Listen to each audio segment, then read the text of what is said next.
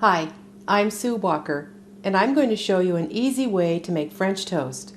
You will need a mixing bowl, a whisk, a spatula, and a skillet or a griddle. The ingredients are sliced French bread, 4 eggs, 1 cup of milk, 1/4 teaspoon of ground cinnamon, dash of nutmeg, 1 teaspoon of vanilla, a dash of salt, butter for frying, and powdered sugar or syrup for serving.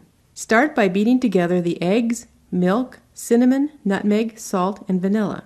Mix until all ingredients are completely mixed together. Now heat the skillet or the griddle on medium heat. Brush with butter. Dip the bread in the egg mixture. Make sure it's coated all over. Place on the griddle or skillet. Cook until lightly browned and then flip it over and cook the other side until lightly browned. When it's done, place it on a plate and serve with butter, powdered sugar, and/or syrup. And that is an easy way to make French toast.